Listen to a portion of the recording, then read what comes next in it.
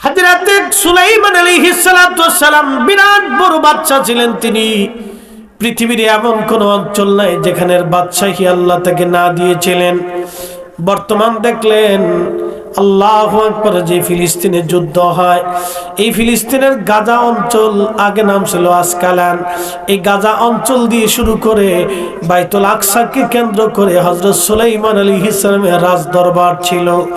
ওনার 350 ছিল মানুষ মন্ত্রী, তার 350 ছিল জিন মন্ত্রী, আর গোয়েন্দা বাহিনীর প্রধান ছিল হুদহুদ, পাখি বাহিনী ছিল ওনার। লক্ষ লক্ষ সৈন্যরা যখন ওনার সাথে পিছনে পিছনে মার্চ করত, আল্লাহর আকাশের লক্ষ লক্ষ কোটি কোটি পাখিরা ওই উড়ে উড়ে উড়ে উড়ে সৈন্যদেরকে ছায়া দিতে থাকতো। আসতে হয়ে গেল না? জোরে বলেন। তেলের গাড়ি তেলে চলে, হাওয়ার গাড়ি হাওয়ায় উড়ে, বিনা তেলে চালাই গাড়ি নবী সুলাইমান। আমরা সেই মুসলমান, আমরা সেই মুসলমান, ঠিক কিনা? প্রিয় উপস্থিতি, আমি কোরআন শরীফ থেকে একটা আয়াতে কারিমা তেলাওয়াত করেছি। আল্লাহ এখানে আমাদেরকে প্রশ্ন করেছেন, কাইফা তাকফুরুনা বিল্লাহ, তোমরা কি করে আল্লাহকে অস্বীকার করো? তোমরা কি করে আল্লাহকে অস্বীকার করো? দেখেন, বর্তমান পৃথিবীতে 800 কোটি মানুষ আছে, মাত্র 200 কোটি প্লাস মুসলমান, বাদ বাকি 600 কোটি মানুষ আল্লাহকে আল্লাহ বলে স্বীকার করে না, এবং এই সম্পর্কে তাদের নলেজ ধারণাও খুব কম। যেমন আপনি চিন্তা করেন,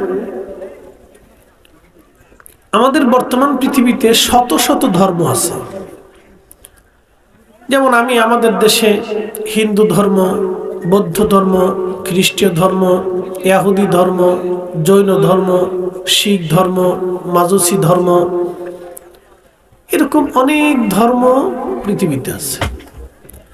আমরা যেমন আমাদের ইসলাম সম্পর্কে মোটামুটি আমাদের অভিজ্ঞতা আছে, বাকি ধর্মগুলি সম্পর্কে আমাদের তেমন কোনো অভিজ্ঞতা নাই। ঠিক অন্য ধর্মের মানুষ যারা আছে সারা ওয়ার্ল্ডে, তারাও এরকম ইসলাম সম্পর্কে এত ব্যাপক কোনো ধারণা তাদের নাই। এই পথগুলা মানব জাতিকে হেদায়েতের জন্য আল্লাহ তার রাসূলকে পাঠালেন। কোনো এক সময়, যে সময়টা পৃথিবী অন্ধকারে নিমজ্জিত ছিল, বলে কেমন? সূর্যের আলোহীন অন্ধকারে না, বরং তারা সামাজিকভাবে, রাষ্ট্রীয়ভাবে, অর্থনৈতিকভাবে, ব্যক্তিগতভাবে চরম নিম্নতম পর্যায়ে, যেটাকে মানুষ হিসেবে ধরা যায় না। ধরেন, আমাদের পৃথিবীতে বিভিন্ন প্রাণী আছে, পশু পাখি আছে, তারা পৃথিবীতে বিচরণ করে, তারা পৃথিবীতে বসবাস করে, তাদের শরীয়তের কোনো রুলস নাই, কিন্তু তারা তাদের নিজস্ব আল্লাহর দেওয়া বিধান মোতাবেক চলাফেরা করে। যেমন আপনি যদি দেখেন পিঁপড়া, এই পিপিলিকার দল, তারা একটা নির্দিষ্ট বাইন্ডে চলাফেরা করে, তাদের একজন নেতৃত্ব দেওয়ার মতো রানী আছে। পিঁপড়াদের কিন্তু কোনো রাজা নাই, রাজারা নেতৃত্ব দেয় না, পিঁপড়াদের নেতৃত্ব দেয় হলো মহিলা পিঁপড়া। মহিলা পিঁপড়া হচ্ছে তাদের রাজা। এই মহিলা পিঁপড়া, তিনি রানী, তিনি সমস্ত পিঁপড়াদেরকে নিয়ন্ত্রণ করেন। তিনার হুকুমে সমস্ত পিঁপড়ারা চলে, এবং তিনার হুকুমে পিঁপড়ারা যুদ্ধ করে, এবং তিনার হুকুমে পিঁপড়ারা মৃত্যু দেয়, মানে মরে যায়। এবং তিনার হুকুমে পিঁপড়ারা কিন্তু একটা অঞ্চলে বাসা বেঁধে তারা প্রাসাদ বানায়, গুহা নির্মাণ করে, ঘর নির্মাণ করে, খাবার জমা করে। এবং আপনারা জানেন যে পিঁপড়ারা 6 মাস 1 বছরের খাবারগুলি তারা ওই তাদের গর্তের ভিতরে নিয়ে ওখানে জমা করে রাখে। আচ্ছা, আমার দিকে তাকাবেন, এখানে একটা প্রশ্ন, পিঁপড়াদেরকে এই বুদ্ধিটা দিল কে? একসাথে বলেন। আল্লাহ। আরো জোরে বলেন, একসাথে জোরে বলেন, কোন সন্দেহ। কিন্তু আমাদের দেশে যারা সনাতন ধর্মে বিশ্বাস করে তারা কিন্তু আল্লাহকে মানে না। তারা বলে বিদ্যার দেবতা আছে, তারা বলে এই যৌনের দেবতা আছে, অর্থাৎ শিবের পূজা করে। আচ্ছা আপনারা বলেন তো, পৃথিবীতে মানুষের যৌবন শক্তি কি চিরদিন থাকে? একসাথে বলেন, থাকে? এটা একসময় শেষ হয়ে যায় না? তাহলে আমার শিবের পূজা করে কি লাভ হলো? কোনো লাভ হলো না। আচ্ছা, লক্ষ্মী পূজা করে তাদের ধর্মে, তারা করতেছেন করুক, সেটা আমাদের বিষয় না, আমি কটাক্ষ করবো না, বোঝার জন্য বলতেছি। তারা ভাবেন বিদ্যার দেবতা আছে, সেই জন্য সরস্বতীর পূজা করে। তারা ভাবেন লক্ষ্মী আছে, ঘরের ভিতরে লক্ষ্মী থাকতে হবে, উন্নয়ন হবে, সেই জন্য তারা লক্ষ্মী পূজা করে। তারা গণেশের পূজা করে, কালী পূজা করে, দুর্গা পূজা করে, গরু পূজা করে, আরো বহু আছে, কুমারী পূজা করে। তাদের এই বিভিন্ন পূজা করতে করতে করতে করতে করতে করতে করতে করতে তাদের দেবতা হতে হতে হতে হতে ৩৩ কোটি হয়েছে। কত কোটি দেবতা? আচ্ছা, আমাদের রব কয়জন? একসাথে বলেন, কয়জন? কোন সন্দেহ? কোন সন্দেহ নেই। আচ্ছা ধরেন ৩৩ কোটি দেবতা হলো। পৃথিবীতে হিন্দু আছে কত কোটি? ১০০ কোটি প্লাস, ১২০ কোটি ধরলাম। তাহলে এক একজন দেবতা কয়জন করে বান্দা ভাগে পাইল? ৩ জন। কয়জন পাইছে? ৩ জন। তাহলে এক একজন দেবতা বান্দা পাইছে ভাগে ৩ জন। এটা তাদের বিশ্বাস। পৃথিবীতে সবাই, সব ধর্মের মানুষ এক একটা বিশ্বাস নিয়ে বেঁচে থাকে, কথা ঠিক আছে না? সেটা মিথ্যা হোক আর যেটা হোক, সেটা নিয়ে তারা কি করে? বেঁচে থাকে, সেটা পালন করে। আচ্ছা বলেন তো, যে যে বিশ্বাসে থাকুক, আমরা জানি সবাইকে খাবার দেয় কে? কোনো সন্দেহ নাই। তো মনোযোগ দেন, পিঁপড়ারা গর্তের ভিতরে থাকে, একটা মাইন্ডে, একটা নিয়মে, একটা আইনে, তার রাজা আছে, সে রুলসে থাকে, খাবার জমা করে, প্রাসাদ বানায়, ঘর বানায়, দরজা বানায়, এর ভিতরেই তারা থাকে। বুদ্ধিটা দিল কে? একসাথে বলেন, কে? তাদের কোনো স্কুল আছে, কলেজ আছে, কোন শিল্পকলা আছে, রাজমিস্ত্রি আছে? নাই। তাদের এই বিল্ডিং বানানোর জন্য পৃথিবীর কোন বিদ্যালয়ে তারা পড়ে নাই। আচ্ছা, পাখি বাসা বানায়, কি বানায়? দেখবেন ও সুনিপুণ ভাবে বাসা তৈরি করে, সুনিপুণ ভাবে। তার বাসার স্ট্রাকচার দেখলে আপনি আশ্চর্য হবেন যে এটা একটা পাখি কি করে এত সুন্দর বাসা বানাইলো। ধরেন বাবুই পাখি বাসা বানায়, কিসে বাসা বানায়? তাল গাছে, বড় বড় গাছের ডালের সাথে ঝুলিয়ে সে বাসা তৈরি করে, অত্যন্ত সুন্দর করে সুনিপুণ ভাবে বাসা তৈরি করে।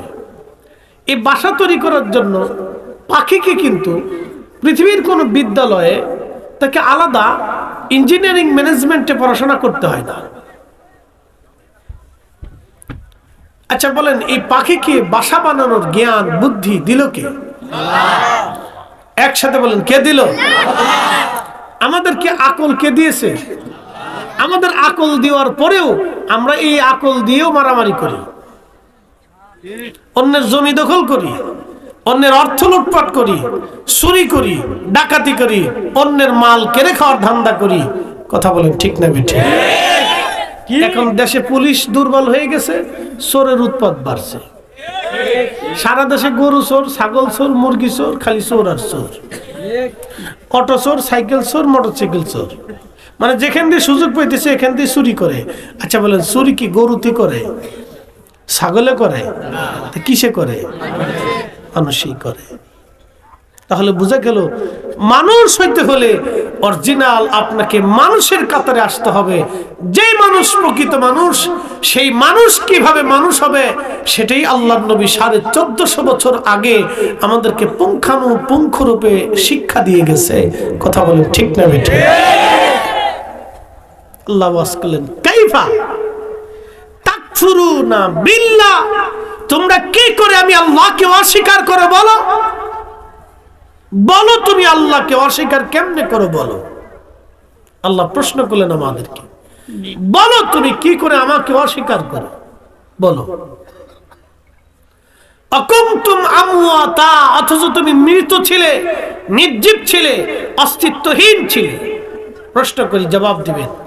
100 বছর বয়সে এখানে কেউ আসেনি। আপনার বয়স কত? 100 হয় নাই, কিছু কম আছে। তার অর্থ হলো 100 বছর বয়সী এই গ্রামে কেউ নাই। এর অর্থ হচ্ছে 100 বছর আগে এই অঞ্চলে যারা ছিল সবাই মাটির নিচে। 100 বছর পরে আমরা এখানে যারা আছি সবাই মাটির নিচে। নতুন প্রজন্ম আসবে, নতুন প্যান্ডেল হবে, নতুন শ্রোতা হবে, নতুন বক্তা হবে, কিন্তু ঠিকই আল্লাহর কোরআন থাকবে। জোরে জোরে জোরে জোরে বলেন, আল্লাহর কোরআন ঠিকই, জোরে বলেন, আল্লাহর কোরআনের আইন ঠিকই, আল্লাহর বিধান ঠিকই, জিকির করনেওয়ালা ঠিকই, দোয়া করনেওয়ালা ঠিকই, আমরা থাকবো না। একবার চিরসত্য, কোনো ভুল নাই কথায়। প্রিয় সোহেলপুরবাসী, নবীগঞ্জবাসী, খুবই মনোযোগ দিয়ে কথাগুলি শুনবেন। আল্লাহ চ্যালেঞ্জ করলেন, তোমরা কি করে আমি আল্লাহকে অস্বীকার করো? কেমনে অস্বীকার করো তোমরা? পাখিরা সুনিপুণ ভাবে বাসা বানায়, পাখিরা ডিম দেয়, সেখানে বাচ্চা দেয়। আপনি দেখেন তো, একটা মুরগি বাচ্চা দেওয়ার জন্য সে ডিমের উপরে তা দিয়ে বসে থাকে। ওই মুরগিটা যখন বাচ্চা দিবে তখন আপনি দেখবেন সে তা দিয়ে বসে থাকে, বসে থাকে, বসে থাকে, খাবার খায় না, খাবার খায় না।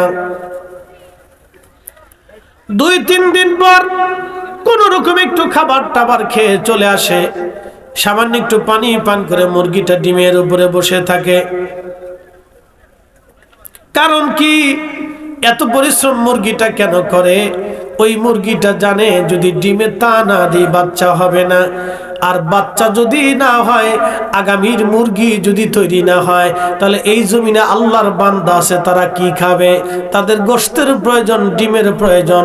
আমার আল্লাহ মুরগি দিয়া ওই ডিমের উপরে তা দেওয়ায়। আচ্ছা বলেন তো, 22 দিন 24 দিন মুরগিটা ডিমের উপরে তা দিবে, এটা কি ডাক্তারের আইনে না আল্লাহর আইনে? মুরগি কার আইন মানে? আমরা কাটটা মানি 100% না। যদি আমরা আল্লাহটা মানতাম তাহলে এদেশে সুদখোর থাকতো না। আমরা আল্লাহটা মানলে দেশে ঘুষখোর থাকতো না। আমরা আল্লাহটা যদি মানতাম তাহলে এদেশে সামান্য জিনিস নিয়ে বালাল মারামারি, কাটাকাটি, দাঙ্গা হাঙ্গামা হতো না। কথা বলে ঠিক কিনা? সবাই খালি জনগণের টাকা চুরি করে খাওয়ার ধান্দা করে। কি কথা কন না কেন? আমি উচিত বললে সবাই বেজার হবে। সবার একই ধান্দা, কিভাবে মালঠুস করবো, মালঠুস করবো, মালঠুস করবো। সবার ধান্দা মালঠুস কেমনে করবো? ধান্দা সবার একটাই। মুসলমান, এই মুরগিটা আল্লাহর আইনে ডিম দেয়, ডিমের উপরে তা দিয়ে বাচ্চা ফোটায়। বাচ্চাগুলি ফোটানোর জন্য আমার রব, আমার আল্লাহ এই মুরগির বিদ্যা, মুরগিটাকে বিদ্যা দিয়ে দিলেন।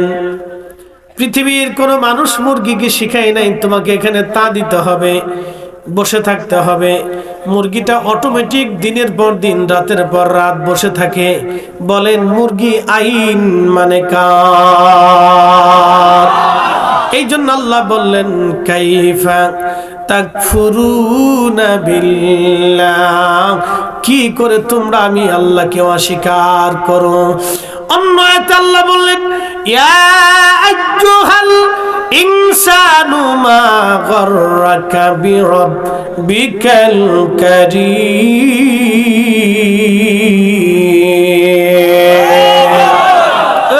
মানব জাতি, তোমাকে কিসে আল্লাহ থেকে জুদা করে দিল বলো?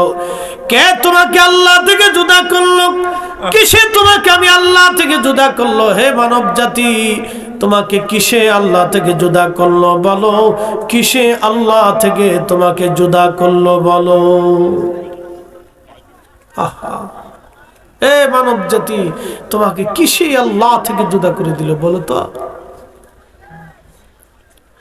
আপনি যদি আল্লাহর সৃষ্টি নিয়ে চিন্তা করেন, হযরত সুলাইমান আলাইহিস সালাতু ওয়াস সালাম বিরাট বড় বাদশা ছিলেন। তিনি পৃথিবীর এমন কোন অঞ্চল নাই যেখানের বাদশাহী আল্লাহ তাকে না দিয়েছিলেন। বর্তমান দেখলেন আল্লাহু আকবার, যে ফিলিস্তিনে যুদ্ধ হয়, এই ফিলিস্তিনের গাজা অঞ্চল, আগে নাম ছিল আসকালান, এই গাজা অঞ্চল দিয়ে শুরু করে বাইতুল আকসাকে কেন্দ্র করে হযরত সুলাইমান আলাইহিস সালামের রাজ দরবার ছিল। ওনার 350 ছিল মানুষ মন্ত্রী, তার 350 ছিল জিন মন্ত্রী, আর গোয়েন্দা বাহিনীর প্রধান ছিল হুদহুদ, পাখি বাহিনী ছিল ওনার।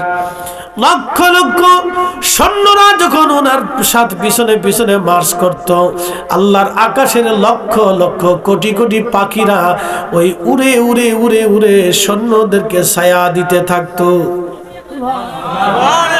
আসতে হয়ে গেল না? জোরে বলেন। তেলের গাড়ি তেলে চলে, হাওয়ার গাড়ি হাওয়ায় উড়ে, বিনা তেলে চালাই গাড়ি নবী সুলাইমান। আমরা সেই মুসলমান, আমরা সেই মুসলমান, ঠিক কিনা?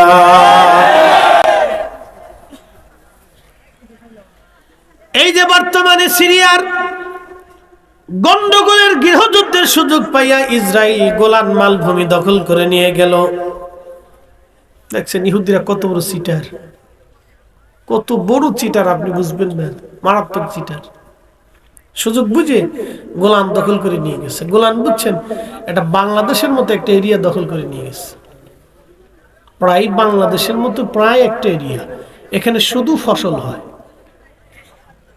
শুধু ফসল হবে, শুধু প্রচুর পরিমাণে ফসল হয়।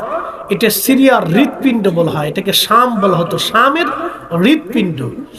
জানতেন না যে শাম থেকে শস্য আসতেছে? পুরা শাম, এই সিরিয়া, ফিলিস্তিন, জর্দান, লেবানন, এই পুরা অঞ্চলের এই হৃৎপিণ্ড ছিল এই গোলান মালভূমি। এখান থেকে যত ফসল হতো সারা আরবের এই ফসলগুলি দিয়ে খাবার চলত। এই অঞ্চলটা এখন সিরিয়ার কাছ থেকে ইসরায়েল নিয়ে চলে গেলে এই কয়দিনে, 2 দিনে নিয়ে চলে গেছে। সে বলে দিয়েছে আমরা আরো দখল করব। সে দখল করে নিয়ে যাচ্ছে, সারা পৃথিবী নীরব। আর আমাদের দেশের রাজা বাদশাহ যারা সৌদি আরবের বড় বড় আমির ওমরা আছেন, তিনারা এখন আঙ্গুল চুষতেছেন বসে বসে। চুষবে না কি করবে? এক একজনের বউ 32টা 33টা, বউ সামলাবে না, যুদ্ধ সামলাবে। কথা কর না কেন? এরার মৌলবীরা আমরা দেশে আইসা আবার মিলাদুন নবী বেদাত, দুয়া বেদাত, ওই শাহজালাল শিরিক, ও অমুক শিরিক, ও তারাবি 8 টাকা, ও মাযহাব মানা শিরিক, খালি শিরিক, খালি শিরিক আর খালি শিরিক। ও দেশের মৌলবীরা আর আমির উমরারা বিয়ে করে করে দুনিয়া শেষ করে ফেলতেছে, ওতে কোনো সময় তাকায় না, আর ওদিকে কোনো ফতোয়া টতোয়া নাই। আপনি জীবনে দেখবেন না কোনো লামাযহাবী যোদ্ধা আছে, মুজাহিদ আছে। পৃথিবীতে যত মুজাহিদ ছিল সব মুজাহিদরা সুফি ছিল, সব মুজাহিদরা সুফি ছিল, সব মুজাহিদরা আহলে সুন্নাত ওয়াল জামাতের অনুসারী ছিল। শাহজালাল ইয়ামানী রাহমাহুল্লাহ শুধু তাসবির পীর ছিলেন না, তলোয়ারের পীর ছিলেন। খাজা বাবা আজমেরি শুধু তাসবির পীর ছিলেন না, তলোয়ারের পীর ছিলেন। দাতা গঞ্জ বাক্স মুজাদ্দিদ আল ফিসানি সিরহিন্দ ওসমান বুখারী, আলিফ আহমদী তুসি, আবুল হাসান খারকানি, তারা যদি এই ভূমিতে না আসতেন তাহলে কালেমার স্বাদ আমাদের নসিবে হতো না। কথা বলে আল্লাহু আকবার, নারে রিসালাত, ইয়া রাসূলুল্লাহ, আহলে সুন্নাত ওয়াল জামাত জিন্দাবাদ, জিন্দাবাদ, শাহজালালের তলোয়ার চলবে একবার, শাহজালালের তলোয়ার গর্জে উঠুক আরেকবার, শাহজালালের তলোয়ার বদর যুদ্ধের হাতিয়ার গর্জে উঠুক আরেকবার। মনোযোগ দেন, আমরা একসাথে বলি আল্লাহু আকবার। ইসলাম সুফিদের মাধ্যমে এই সারা পৃথিবীতে বিজিত হয়েছে। শোনেন, আধ্যাত্মিক ক্ষমতা ছাড়া মুসলমানদের কোনো বিজয় হয় নাই। প্রমাণ আছে? প্রমাণ নাই। আমার কাছে প্রমাণ নাই, না আপনাদের কাছে থাকলেও থাকতে পারে। খালিদ বিন ওয়ালিদ, তেনার একটা উপাধি ছিল সাইফুল্লাহ। একসাথে বলেন কি? জোরে বলেন। এর অর্থ হচ্ছে আল্লাহর তলোয়ার। একসাথে বলেন, কার তলোয়ার? এই সাইফুল্লাহ শব্দটা কার জবান থেকে আসছিল? নবীর জবান থেকে। একসাথে বলবেন আল্লাহু আকবার। দেখেন রসুলের জবানের ওজন কত। সাইফুল্লাহ, তিনি একজন মানুষ, একজন জেনারেল।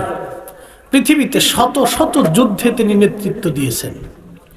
জীবনে কোনো যুদ্ধে তিনি হারেন নাই। পৃথিবীতে এরকম জেনারেল দ্বিতীয়ত কোনো মা আর কোনোদিন জন্ম দিতে পারবে না। পৃথিবীতে ওনার জীবনে কোনো যুদ্ধে তিনি হারেন নাই। উনি এক হাত দিয়ে যুদ্ধ করতেন না, দু হাত দিয়ে তলোয়ার চালাইতেন। মুতার প্রান্তের ওনার দুই হাতে 8টা তলোয়ার ভেঙেছিল। আপনি একটা তলোয়ার আপনাকে দেব, যদি আপনি ফিটে ভাঙতে পারেন তা আমি বলবো আপনি বীর পুরুষ।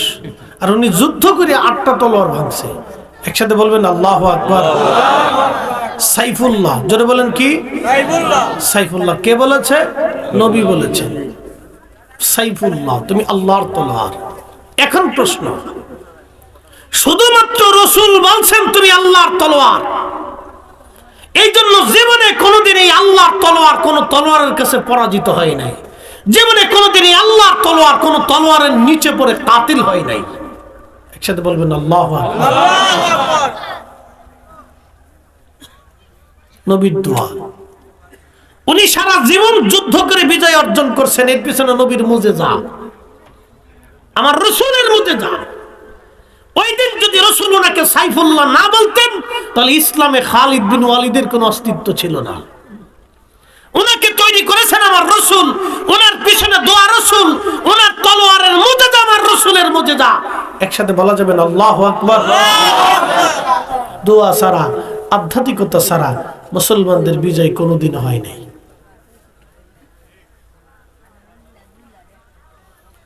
প্রিয় উপস্থিতি, নবীগঞ্জবাসী খুব মনোযোগ দিবেন। হযরত ওমর রাদিয়াল্লাহু আনহুর জামানাতে মুসলমান মিশর দখল করলেন। আমর ইবনুল আস মিশর দখল হয়ে গেল। মিশর দখল করার পরে মিশরীয়দের প্রাচীন একটা প্রথা ছিল, ধর্ম বিশ্বাস ছিল। প্রাচীন একটা ধর্ম বিশ্বাস হলো, মিশরীয়রা বলতেন তারা নীল নদের জোয়ার আনার জন্য একজন সুন্দরী কুমারী ধরে নিয়ে আসতো। প্রত্যেক বছরে সুন্দরী কুমারী একটা মেয়েকে নিয়ে এসে নীল নদের পাড়ে তারা জবাই দিত।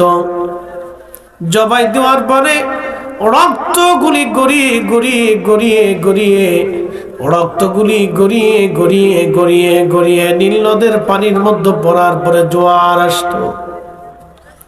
জোয়ার আসতো।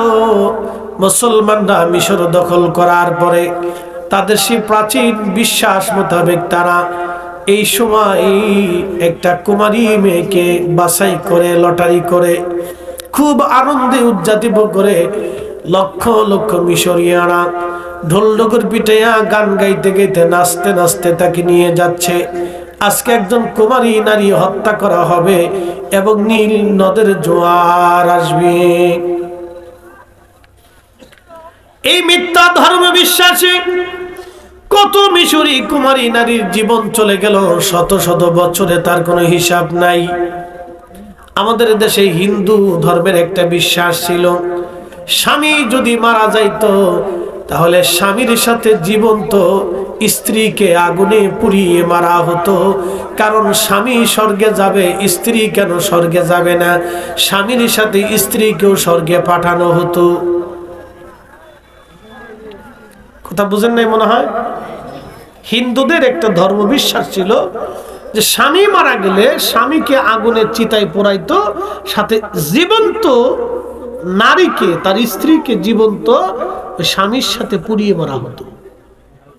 আপনি বুঝেন তো এটা কতটা অমানবিক, কতটা নিকৃষ্ট একটা মত, একটা বিশ্বাস যে বলতো স্বামী স্বর্গে যাবে, স্বামীর সাথে স্ত্রীও স্বর্গে চলে যাবে। এটা কতটা একটা নিকৃষ্ট ধর্ম বিশ্বাস আপনি একটু বুঝে নেন। এইভাবে পৃথিবীতে লক্ষ লক্ষ নারীর জীবন চলে গেল। হাজার বছরে লক্ষ লক্ষ নারীর জীবন চলে গেল এক পুরুষের সাথে জীবন চলে গেল এক মিথ্যা ধর্ম বিশ্বাসের জন্য।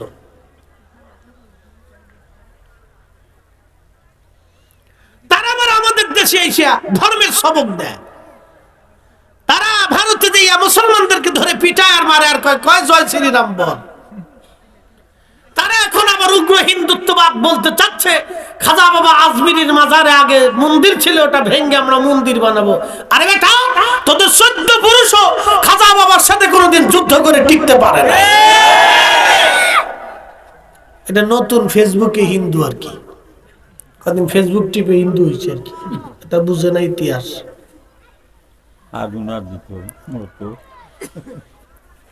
প্রিয় মুসলমান, খুব মনোযোগ দিবেন।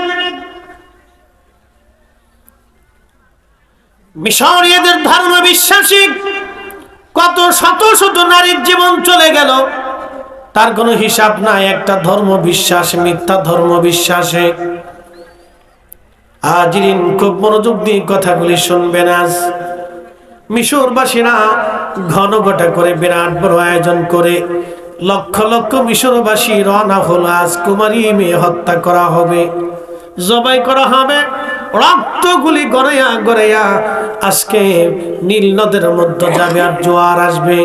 আজকে একটা কথা শুনে রাখবেন, পৃথিবীতে 2টা নদী সরাসরি আল্লাহর জান্নাত থেকে আল্লাহ পাঠিয়েছে। একটা নদী নীল নদ, আর একটা নদী হচ্ছে ফোরাত নদ। এই জন্য হাজার হাজার মাইল অতিবাহিত হওয়ার পরেও এই নদী একটা দিনের জন্য কখনো শুকায় যায় না। একবার জোরে বলবেন কি মারহাবা। 2টা নদী সরাসরি আল্লাহর জান্নাত থেকে এসেছে। নীল নদ আর ফোরাত নদ। শুনে যাবেন নবীগঞ্জবাসী, মিশরীয়রা নীল নদে জোয়ার আনার জন্য মিথ্যা বিশ্বাসের উপরে প্রতিষ্ঠিত হয়ে যখন কুমারী মেয়েকে নিয়ে রওনা হয়েছে, সেনাপতি আমর ইবনুল আস তিনি সৈন্যবাহিনী নিয়ে দ্রুত গতিতে দৌড়ায় যাইয়া তিনি মিশরীয়দের সামনে তলোয়ার বের করে দাঁড়ায় গেলেন। মিশরীয়রা, যদি মিথ্যা বিশ্বাসের উপরে প্রতিষ্ঠিত হয়ে আজকে একটা কুমারী মেয়েকে তোমরা জীবন্ত হত্যা করো, আমি সেনাপতি আমর ইবনুল আস বলতেছি, এ দেশ এখন মুসলমানের দেশ। এ দেশে আল্লাহর আইন চলবে, আল্লাহর নবীর আইন চলবে। তোমাদের এই মিথ্যা বিশ্বাসে কুমারী কোনো নারীর জীবন যেতে পারে না। যদি এই মেয়েকে তোমরা হত্যা করো, নীল নদের পরে যদি তোমরা জবাই করো, আমি আমর ইবনুল আস বলতেছি, তোমাদের প্রত্যেকটা মিশরীয় যারা এই কাজ করবা, তোমাদের দেহ থেকে মাথায় তলোয়ার দিয়ে বিচ্ছিন্ন করব। আর জোরে বলেন, জোরে জোরে জোরে জোরে।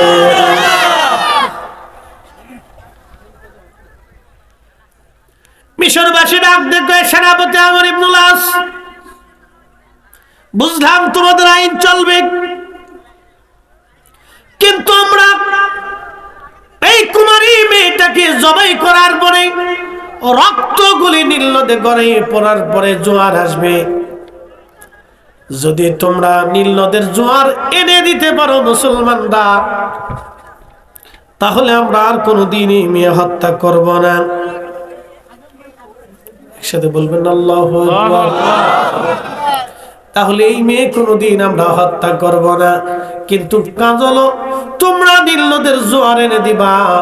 ঠিক তখনই সেনাপতি আমর ইবনুল আস বললেন, হ্যাঁ জোয়ার তো আর আমি আনতে পারবো না, কিন্তু আমার একজন খলিফা আছে, আমার একজন আমির আছে, আমি আমার আমিরের কাছে আগে চিঠি লিখবো, আমিরের পক্ষ থেকে কি ফরমায়েন আসে তারপরে তোমাদেরকে জানাবো। তার আগে কিন্তু তোমরা এই মেয়েকে হত্যা করতে পারবে না। আমি আমিরুল মুমিনিন খলিফাতুল মুসলিমিন হযরত ওমরের কাছে চিঠি পাঠাবো, দেখি আমার ওমর কি ফরমান দেয়, আমার ওমরের ফরমান মোতাবেক আমি ফয়সালা করব। একবার জোরে বলেন না আল্লাহু আকবার। শুনে যান আমির কেমন হওয়া দরকার। আজারে বাজারে আমির পিছনে দৌড়ে লাভ নেই, কোনো ফায়দা নেই। আমিরের মতো আমির হইতে হবে, বুঝে যাবেন আজকে। হাজরাতে আমার ইবনুল আস চিঠি পাঠাইলেন আমিরুল মুমিনিন ওমরের কাছে। চিঠির মধ্যে তিনি লিখে পাঠাইলেন, আমিরুল মুমিনিন, মিশরীয়দের প্রাচীন ধর্ম বিশ্বাস হচ্ছে কুমারী নারী তারা হত্যা করবে, জবাই করবে, রক্তগুলি গড়িয়ে গড়িয়ে নীল নদের পানিতে যাবে আর নীল নদে জোয়ার আসবে। সেই মোতাবেক এই বছরও তারা একটা মেয়েকে, কুমারী মেয়েকে বাছাই করে নীল নদে জবাই করার জন্য নিয়ে যাচ্ছিল। আমি বাধা দিয়েছি, কিন্তু তাদের দাবি হলো নীল নদে জোয়ার এনে দিতে হবে। যদি আমরা জোয়ার এনে দিতে পারি তাহলে কোনোদিন আর এই নারী হত্যা হবে না।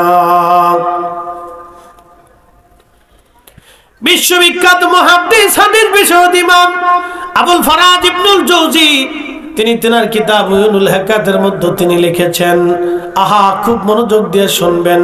হযরত ওমর রাদিয়াল্লাহু আনহুর কাছে চিঠি চলে গেল মদিনায় মুনাওয়ারায়। হযরত ওমর চিঠিখানা পড়লেন, চিঠিখানা পড়ার পরে হযরত ওমর আরেকখানা চিঠি লিখলেন। তিনি আরেকটা চিঠি লিখলেন, চিঠির মধ্যে লিখলেন, হে নীলনদ, আমি আমিরুল মুমিনিন ওমর ইবনুল খাত্তাব বলতেছি, তুমি নীলনদ যদি আল্লাহর হুকুমে প্রবাহিত হও তাহলে আমি ওমর বলতেছি তুমি আল্লাহর হুকুমে প্রবাহিত হয়ে যাও। আর তুমি যদি আল্লাহর হুকুমে প্রবাহিত না হয়ে নিজের ইচ্ছায় প্রবাহিত হও তাহলে হে নীলনদ তুমি প্রবাহিত হওয়া লাগবে না।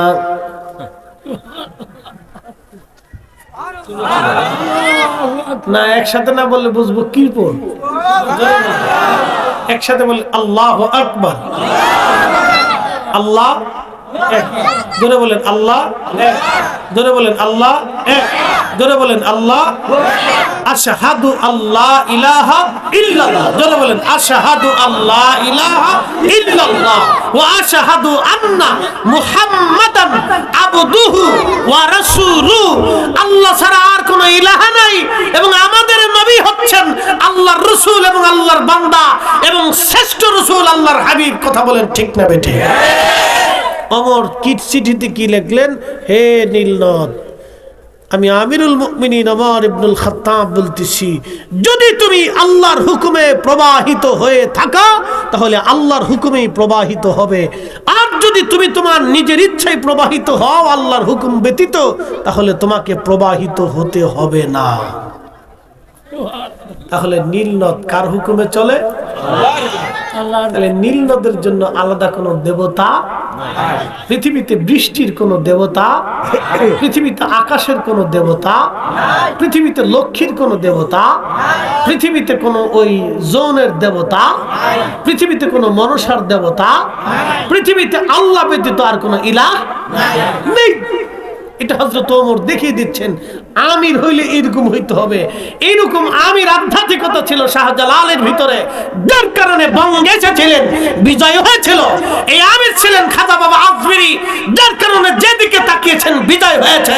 এই আমির ছিল মুজাদ্দিদ আল ফেসানি সেরহিন্দি, যেদিকে তাকিয়েছেন বিজয় হয়েছে। এই আমির ছিলেন সাহেব কেবলা ফুলতুলি, যার কারণে কোটি কোটি মানুষ ওনার দিকে রুজু হয়েছে। কথা বলেন ঠিক না বেঠিক? আমির আমিরের মতো হতে হবে, তাহলে বিজয় হবে। নতুবা বিহুদে হুদে দৌড়ে দৌড়ে ফড়ায় ফড়ায় জিন্দিগিতে কোনো লাভ নাই। ইউনুসি বালা, ইউনুসি বালা, এবারটাই বালা, তো ওটাই চলুক, বুঝার দরকার নেই। হাজারাতে আমার চিঠিখানা লিখে ভাঁজ করে বার্তাবাহকের হাতে দিয়ে বললেন, বার্তাবাহক চিঠিখানা নিয়ে সেনাপতি আমর ইবনুল আসের হাতে দিবে, আর বলে দিবে ওমর বলে দিয়েছেন চিঠিখানা নিয়ে যেন নীল নদের মধ্যে ছেড়ে দিয়ে আসে। তেলের গাড়ি তেলে চলি,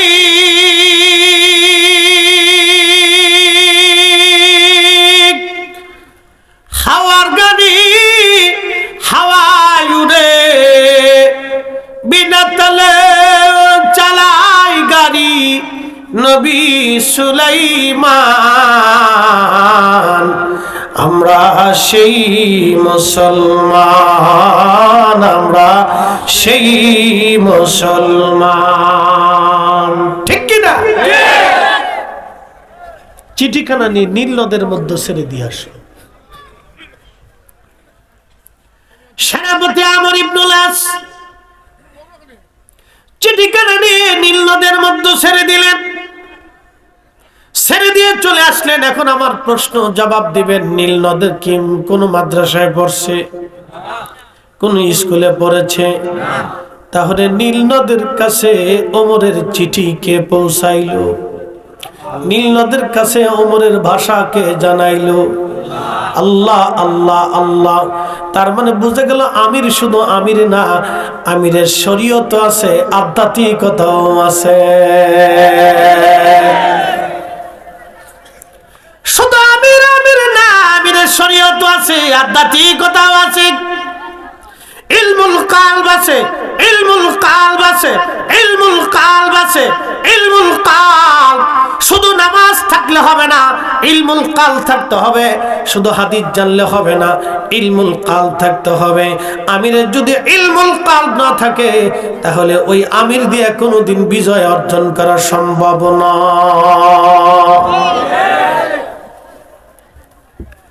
চিঠিখানা ছেড়ে দিয়ে চলে আসলেন আমর ইবনুল আস। চিঠি ছেড়ে দিয়ে চলে আসার পরে নীল নদের মধ্যে জোয়ার আসলো, জোয়ার এসে গেল।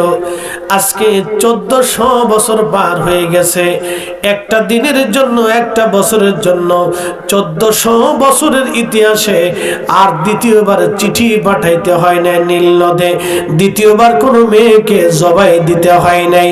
জোয়ার এসে গেল, আজ পর্যন্ত জোয়ার ভাটার জন্য চিঠি পাঠাইতে হয় নাই, মেয়ে হত্যা করা লাগে নাই। তিনি আমাদের আমিরুল মুমিনিন ওমর রাদিয়াল্লাহু আনহু, যাকে দেখলে শয়তান 40 দিন ওই রাস্তা দিয়ে হেঁটে যেত না। তিনি সেই ওমর নবী বললেন, আলাইকুম বিসুন্নতি, তোমরা আমার সুন্নাত মানবে, ওয়া সুন্নাতিল খুলাফায়ে রাশিদিন আল মাহদিন, তোমরা আমার খুলাফায়ে রাশিদিনের সুন্নাত মেনে চলবে। হযরত ওমর 8 রাকাত তারাবি চালু করেন নাই, নবীর মসজিদে তিনি 20 রাকাত তারাবি নামাজ চালু করলেন। আজকে ওরা কারা যারা 8 রাকাত তারাবি চালু করলো? আমরা মনে করি আজকে ওমর যদি দুনিয়াতে বেঁচে থাকতেন, জুতা পিটা করে মুসলিম সাম্রাজ্য থেকে এদেরকে তাড়াইয়া দিত।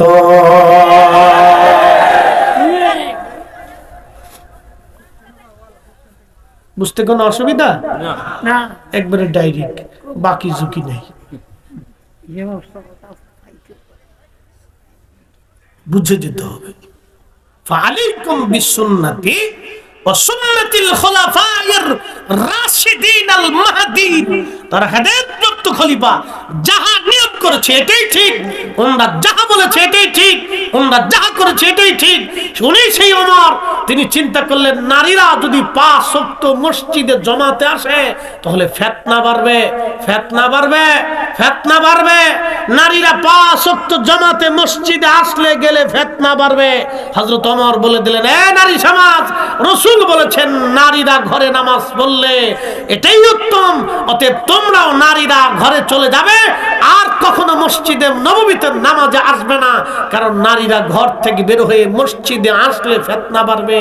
বলে হুজুর বাজারে গেলেও ফিতনা হলো না, বাজারে গেলেও ফিতনা হয়, মার্কেটে গেলেও ফিতনা হলো না, মার্কেটে গেলেও ফিতনা হয়, ওই অমুক জায়গায় গেলেও ফিতনা হলো না, সমুক জায়গায় গেলেও ফিতনা হয়। তবে শুনে যান, 5 ওয়াক্ত যদি একটা মেয়ে বারবার ঘর থেকে বের হয়ে মসজিদে যায় তো স্বাস্থ্য ভাই কোনায় দাঁড়ায় শীষ দিবে।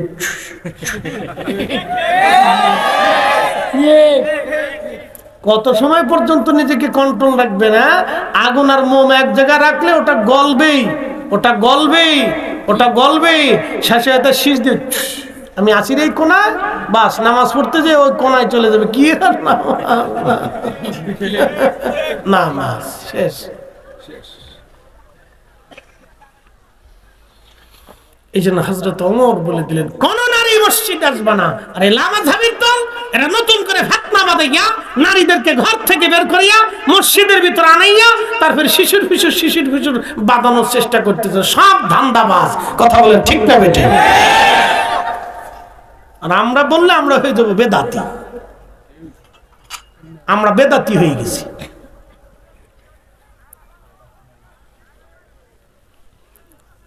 প্রিয় মুসলমান নবীগঞ্জবাসী, বুঝে যাবেন আজ হযরতে সুলাইমান আলাইহিস সালামের কথা বলছিলাম। বিরাট বড় বাহিনী নিয়ে উনি রওনা করেছেন। এমন সময় পিঁপড়ার দল, পিঁপড়ার ওয়াজ করতেছিলাম। পিঁপড়া, এই পিঁপড়ার দলের যে মালিক আছে বাদশা রানী, এই রানী তখন ডাক দিল, ইয়া আইয়ুহান্নামল,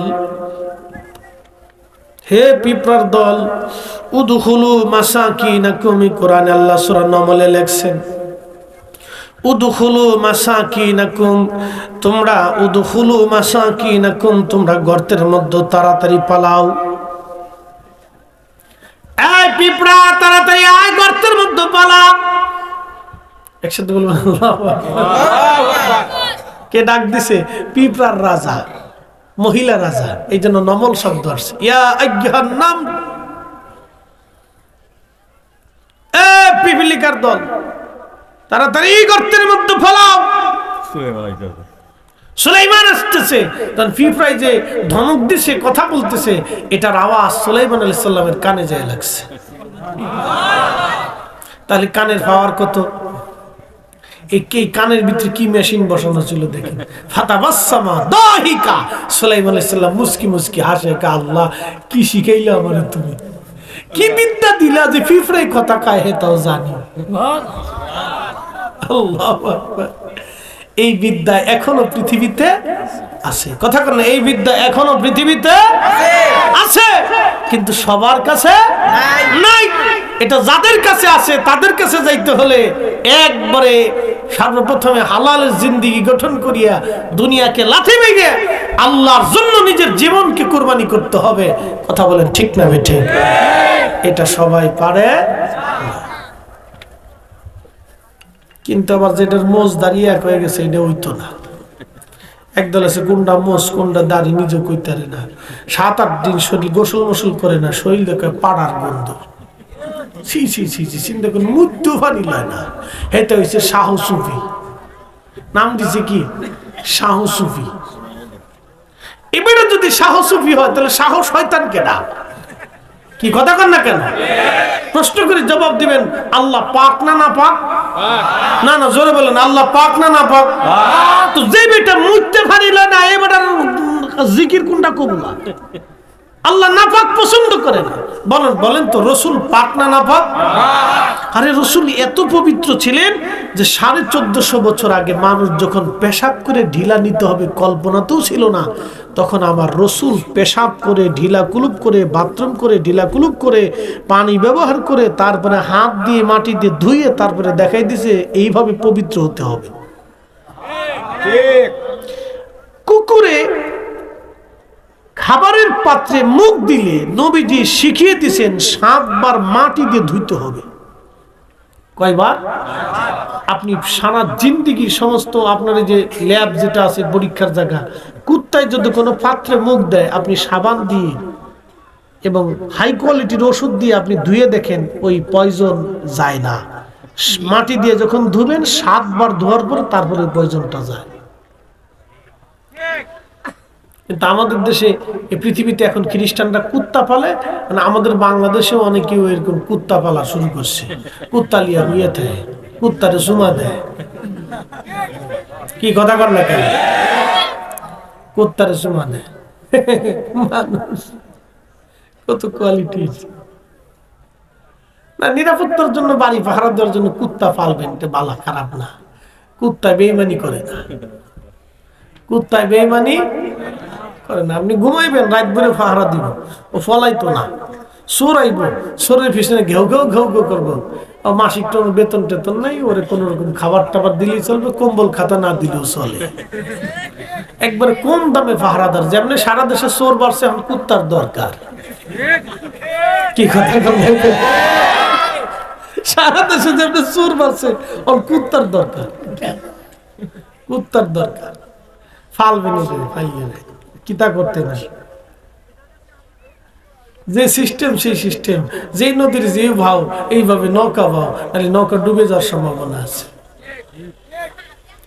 যেমনি চোর বাড়ছে, কুত্তা ফালতি ফালেন, বেশি করে ফালেন, কিন্তু সুমাটমা দিয়েন না। কিন্তু বিপদ আছে, এটার বাইরেও না পাক, ভিতরেও কিন্তু না পাক। কিন্তু এমন এক আজব প্রাণী, বেঈমানি করে না, নাফরমানি পাবেন না। আচ্ছা বলেন তো, কুত্তার মতো দেখতে কিন্তু শিয়াল কুত্তার মতোই দেখা যায়। শিয়াল শিয়াল শিয়ালটা যদি আপনি আদর যত্ন করে বাইতে নিয়ে সুন্দর মতো খাওয়ান, প্রত্যেকদিন মুরগা খাওয়ান, খাসি খাওয়ান, গরু খাওয়ান, ও কিন্তু মুরগা চুরি করে জঙ্গলে চলিয়ে যাবে। কুত্তার কাজ শিয়াল দিয়ে হয় না, শিয়ালের কাজ কুত্তা দিয়ে হয় না। আপনি জীবনে মুরগি পাহারা দিতে হলে শিয়াল এনে মুরগি পাহারা দিতে পারবেন না। অতএব আপনাদেরকে বলে যাচ্ছি, নারী সমাজদেরকে পাহারা দিতে হলে নিজের বোনের পাহারা নিজের ভাইকে দিতে হয়, নিজের কন্যার পাহারা নিজের বাবাকে দিতে হয়, নিজের স্ত্রীর পাহারা নিজের স্বামীকে দিতে হয়, নিজের মায়ের পাহারা নিজের সন্তানকে দিতে হয়। কথা কন না কেন? ঠিক কিনা?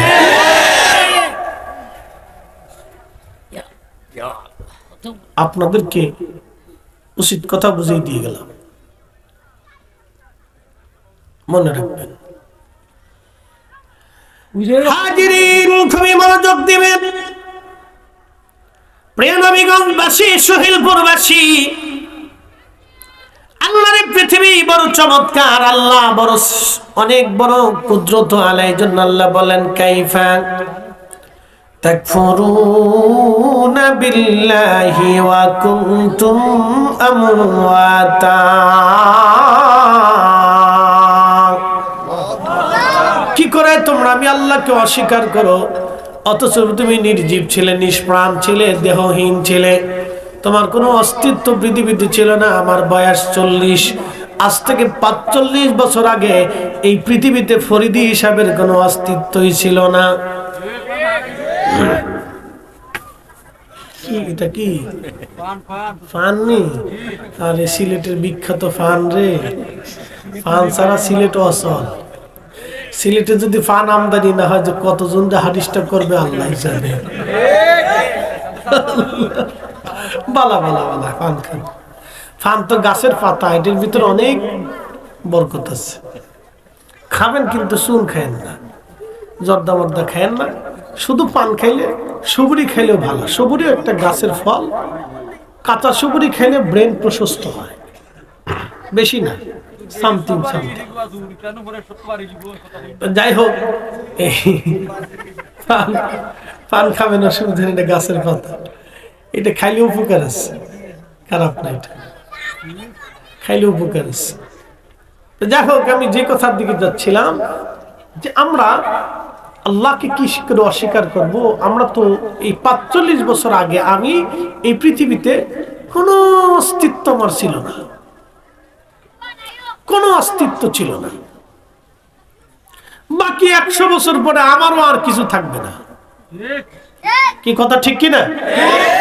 আমারও আর কিছু, আপনারা যারা আছেন আপনাদেরও কিছু থাকবে না। এই জন্য আল্লাহ বলছেন, তোমরা কি ছিলে? কিচ্ছু ছিলে না, নির্জীব ছিলে। বাবার শরীরের ভিতরে নির্যাসের মধ্যে ছিলে তুমি, মায়ের শরীরের ভিতরে নির্যাসের মধ্যে তুমি ছিলে, তুমি কিচ্ছু ছিলে না। ফাহিয়াকুম, আমি তোমাকে জীবন দিলাম, আমি তোমাকে জিন্দেগি দিয়েছি, আমি তোমাকে সব দিলাম, তুমি কিচ্ছু ছিলে না। এই জন্য কোরআন আল্লাহ বললেন ওয়া বাদা খালকাল ইনসানি মিন তিন, মানব জাতির সৃষ্টির সূচনা করলাম মাটি থেকে। সুম্মা জাআলা নাসলাহু মিন সুলালাতিন মিন মাইন মাহিন।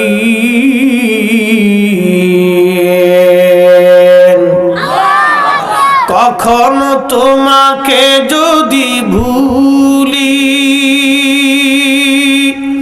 হেদায়েতের আলো জেলে নিয় কাছে তুলি, ঠাই দিও প্রিয়তম অগমহিয়ান। তুমি রহমান, তুমি মেহেরবান। অন্ধ গাহে না শুধু তোমারি গুণগান, অন্ধ গাহে না শুধু তোমারি গুণগান। বুঝেও বুঝে না তবু শান, তুমি রহমান, তুমি মেহেরবান। আল্লাহুম্মা সাল্লি আলা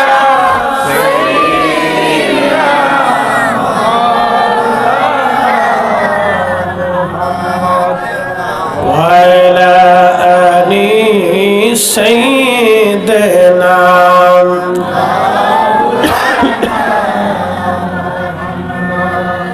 নবীগঞ্জবাসী মনোযোগ দিবেন। মানব শরীর থেকে নির্গত পানি নির্যাস থেকে আল্লাহ আমাদেরকে নসল সৃষ্টি করলেন। আমার আল্লাহ আল্লাহ বলেন সুম্মা জাআলা নাসলাহু, আমি রব্বুল আলামিন তোমাদের নসল সৃষ্টি করলাম, বংশধারা। মিন সুলালাতিন মিন মাইন মাহিন, বাবা মায়ের শরীর থেকে নির্গত নির্যাস পানি থেকে আমি রব্বুল আলামিন তোমাদের নসল সৃষ্টি করলাম। ভাই দিলাম, বোন দিলাম, ভাতিজা দিলাম, সন্তান দিলাম, ভাগিনা দিলাম, নাতি দিলাম, পুতি দিলাম। বংশধারা আমি আল্লাহ রব্বুল আলামিন বিস্তার করলাম। মিন সুলালাতিন মিন মাইন মাহিন, কিছুই ছিলাম না একদিন, সব যিনি দিলেন একসাথে বলেন সেই মালিকের নাম কি? সেজদা হবে কার? জিকির হবে কার? আইন মানব কার? জীবন গ্রহণ করব কার? আল্লাহ এবং তোর নবীর। নবীগঞ্জবাসী মনোযোগ দিবেন। বাবা এবং মায়ের নির্গত পানিটা যখন অ্যাডজাস্ট হয়ে মায়ের রেহেমের ভিতরে, জরায়ের ভিতরে আল্লাহ জমা করলেন, এক নিরাপদ আধারে জমা করার পরে আমার রব আমার আল্লাহ, আমার মালিক আমার আল্লাহ, তখন আমার আল্লাহ 40 দিন পর্যন্ত এই পানিটাকে মায়ের জরায়ের ভিতরে আমার আল্লাহ রিফাইন করতে থাকেন। 40 দিন রিফাইন করার পরে এই পানিটা রক্তপিণ্ডে আকার ধারণ করে। রক্তপিণ্ড হওয়ার পরে বাকি 40 দিন পর্যন্ত আল্লাহ রক্তপিণ্ডটাকে রিফাইন করেন। রক্তপিণ্ডটাকে রিফাইন করার পরে আমার রব আমার আল্লাহ এটাকে গোশত খণ্ড তৈরি করেন। বাকি 40 দিন রিফাইন করার পরে এই গোশত খণ্ডটা হাত হয়, নখ হয়, কান হয়, চোখ হয়, নাক হয়, মাথা হয়, দেহ হয়, অঙ্গ প্রত্যঙ্গগুলি যেখানে যেটা দেওয়ার দরকার ছিল আল্লাহ সেটা সেখানে দেন। সর্বপ্রথম মনে রাখবেন, লাকাদ খালাকনাল ইনসানা ফি আহসানি তাকওয়িম। আল্লাহ বললেন আমি মানুষকে সুন্দর অবয়ব দিয়ে, সৌন্দর্য দিয়ে সৃষ্টি করলাম। আমি আল্লাহ মানব জাতির মতো এমন সৌন্দর্য আল্লাহ কোন জাতিকে আল্লাহ দেন নাই। আল্লাহ আদম আলাইহিস সালামকে জান্নাতের মধ্যে বানাবেন। সারা সৃষ্টির বিভিন্ন জায়গা থেকে মাটি সংগ্রহ করলেন, জান্নাতের মধ্যে মাটিগুলি নিয়ে আমার রব আমার আল্লাহ বেহেশতের তাসনিম নদীর পানিখানা দিয়ে আমার আল্লাহ আদম সফিউল্লাহর বডি তৈরি করলেন। আল্লাহ নিজের কুদরতি হাত দিয়ে আল্লাহ আমাদেরকে বানাইলেন। আসতে হয়ে গেল। শোনেন, আমরা কার সন্তান? আমাদের বাবার নাম কি? আদি বাবার নাম কি? আদম। জোরে বলেন, আমাদের আদি বাবার নাম কি? আদম, আবুল বাশার, মানব জাতির বাবা। মনোযোগ দেন, ওনাকে যখন আল্লাহ তৈরি করলেন তখন আল্লাহ তার কুদরতি হাত দিয়ে তার স্ট্রাকচার তৈরি করলেন। এই সৌন্দর্য, এই বডি, এই যে আমাদের ফিটনেস সব আল্লাহ নিজের কুদরতি হাতে তৈরি করলেন। একসাথে বলবেন আল্লাহু আকবার। আল্লাহ বানাইলেন কত জাতি, হইল না তার প্রেম প্রীতি, অবশেষে মানুষ বানায় প্রেমের কারণে, প্রেমের ডুরি বান্ধরে মদিনার শনি। ফেরেশতারা আল্লাহকে কয়, আল্লাহ তুমি মানুষের এত মর্যাদা কেন দিলে? আল্লাহ বলেন, ফেরেশতারা মানুষকে এত মর্যাদা দিলাম তোমরা কি বুঝতে চাও? কাহা কাল্লা, তুমি মানুষের এত মর্যাদা দিলে, তুমি, আমরা তো তোমার অনেক ইবাদত করি, আমরা কেন শ্রেষ্ঠ হলাম না? মানুষ শ্রেষ্ঠ হয়ে গেল। আল্লাহ বলেন, ফেরেশতারা আমি মানবকে দুইটা দিক দিছি, একটা পজিটিভ আর একটা নেগেটিভ। আমার দিকে তাকান, একটা পজিটিভ আর একটা নেগেটিভ। আমাদের ক্রোধ আসে না, রাগ আসে না? কথা বলে না, রাগ আসে না? আবার রাগ মিটে যায় না? রাগ আসে, রাগ মিটে যায়। অহংকার আসে না? হিংসা আসে না? কামনা বাসনা আসে না? ক্ষুধা আসে না? ক্ষুধা লাগলে কি মাথায় কাজ করে? তখন এই হালাল হারাম অনেকে বাঁচতে চায় না, এই জন্য অভাবে পড়লে অনেকে চুরি করে। অভাবে পড়লে কি করে? চুরি করে। অভাবে পড়লে চুরি করে, বিপদে পড়লে তখন মানুষ ভিন্ন চিন্তা করে। তো মনোযোগ দেন, নেগেটিভ পজিটিভ আল্লাহ মানুষকে দিছেন, কিন্তু ফেরেশতাদেরকে আল্লাহ কোনো নেগেটিভ দেন নাই, শুধু পজিটিভ দিছেন। রব্বুল আলামিনকে ফেরেশতারা বললেন, আল্লাহ তুমি আমাদেরকে কেন শ্রেষ্ঠ না বানাইয়া মানুষদেরকে শ্রেষ্ঠ বানাইলে? আল্লাহ আল্লাহ ডাক দেয় বললেন, ফেরেশতারা রে তোমরা কি দেখতে চাও আমি কেন শ্রেষ্ঠ বানাইলাম? বলে হ্যাঁ আল্লাহ। বলে আমি রব নেগেটিভ দিলাম, পজিটিভ দিলাম, কাম দিলাম, ক্রোধ দিলাম, মোহ দিলাম, হিংসা, কামনা, রিয়া, বাসনা, আশা, আকাঙ্ক্ষা, যাতনা, দুঃখ, কষ্ট, সব সুখ, আনন্দ, বেদনা সব আমি তাদেরকে দিলাম। স্ত্রী দিলাম, সন্তান দিলাম, আবার দুনিয়ার লোভ দিলাম, আখিরাতের ভয় দেখাইলাম। আমি আল্লাহ তাদেরকে হেদায়েতের রাস্তা দেখাইলাম, আবার শয়তান তাদের পিছনে লেগে আছে।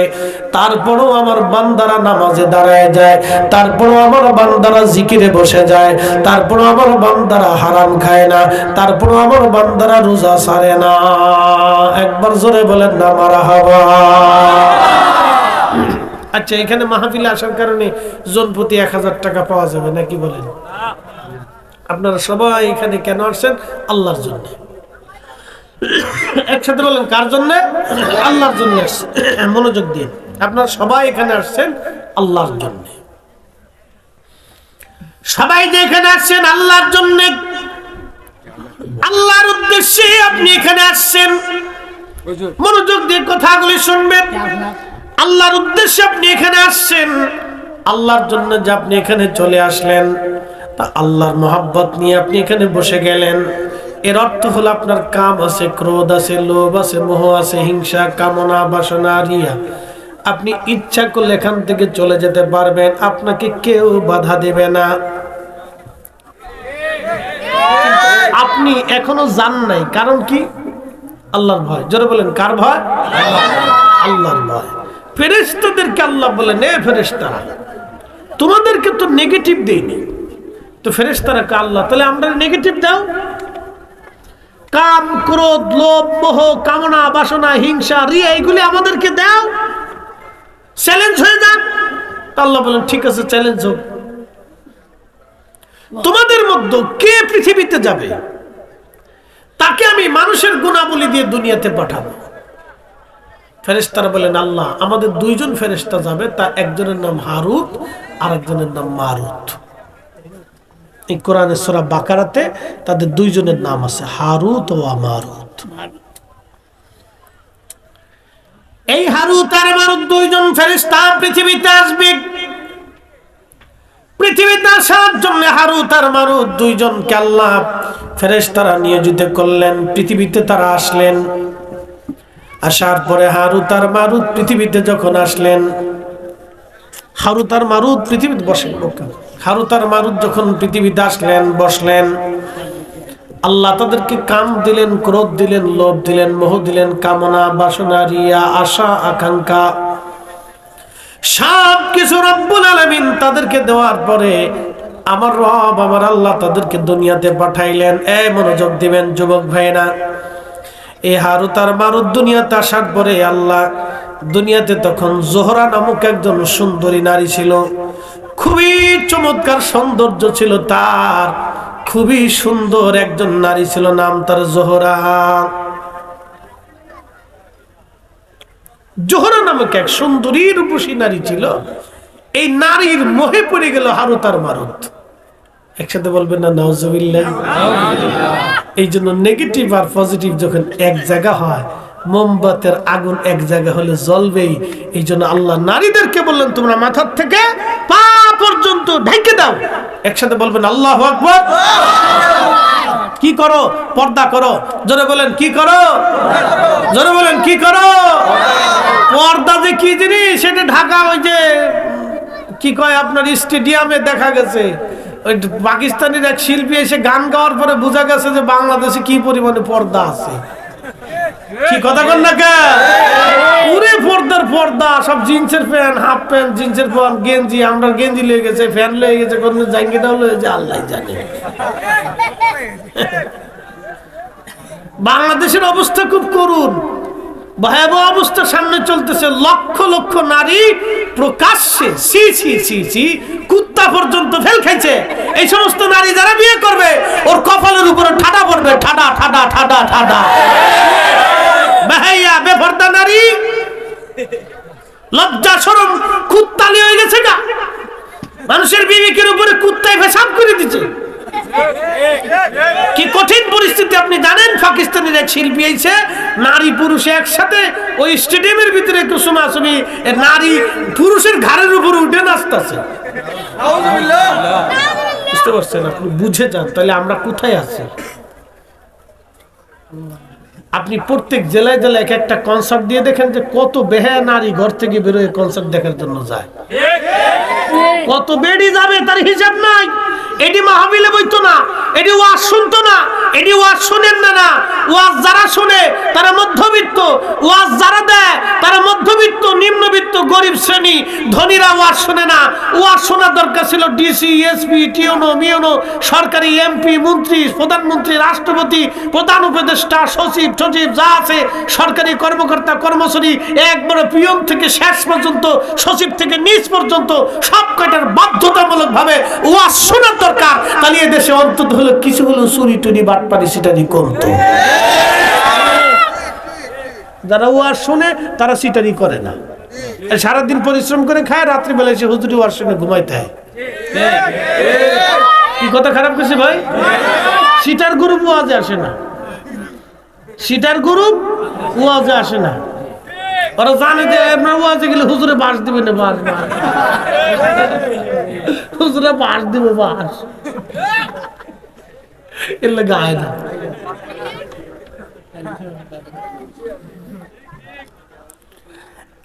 মুসলমান নবীগঞ্জবাসী,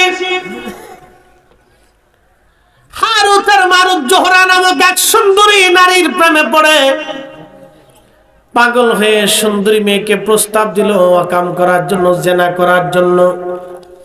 পর্যায়ক্রমে মেয়েটা ছিল কাফের। মেয়েটা প্রস্তাব দিল, হারুত মারুত যদি জেনা করতে চাও শর্ত আছে। আমি তো আল্লাহ মানি না, আমার সাথে যদি তোমরা তোমাদের মনের বাসনা পুরা করতে চাও তাহলে আল্লাহ অস্বীকার করা লাগবে।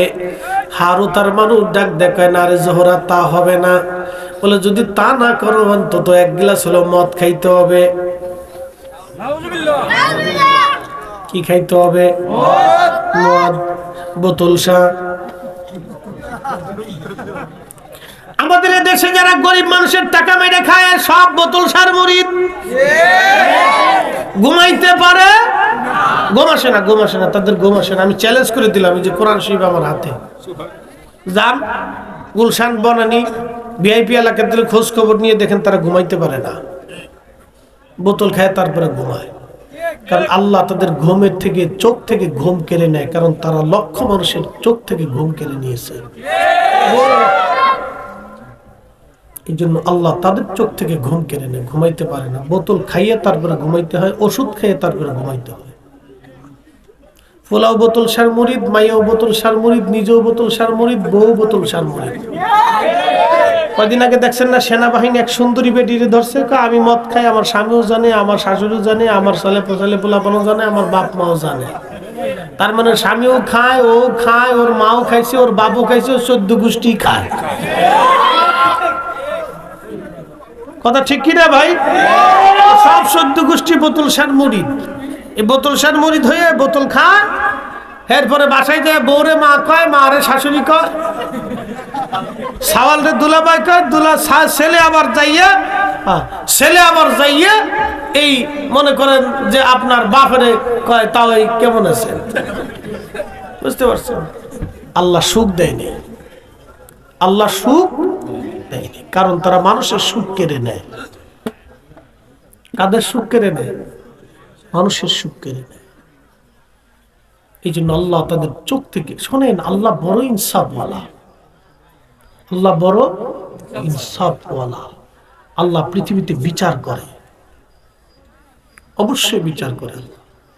আল্লাহ অনেক বড় ইনসাফওয়ালা। ভাবতেছেন ওরা অনেক টাকা মেরে দিয়ে সুখে আছে, না না, আল্লাহর কসম করে বলি কোনো সুখ নেই। আমরা হালাল টাকা জাহারুজি করে নিশ্চিন্তে খাই, নিশ্চিন্তে ঘুমাই, কোনো টেনশন নাই বাপ। ঘুমটাও খুব সুন্দর ঘুম হয়, ঘুমাইলে মনে হয় বেহেশত চলে গেছি। কি কথা কর না? ঘুমাইলে কি মনে হয়? জান্নাতে চলে গেছি। এটা আল্লাহর দয়া। একসাথে বলবেন আল্লাহু আকবার। কার দয়া? আল্লাহর দয়া। আল্লাহর দয়া।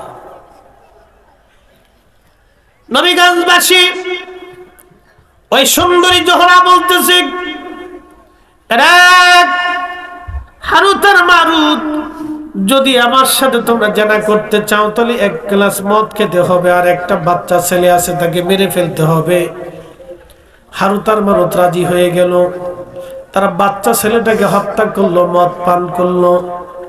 মদ পান করার পরে দুইজনে তখন জানা করলো, কিন্তু তারা ফেরেশতা ছিল। আল্লাহ তাদেরকে মানবীয় গুণাবলী দিয়ে দুনিয়াতে পাঠাইলেন। আল্লাহর পরীক্ষায় তারা পাশ করলো না, ফেল করলো।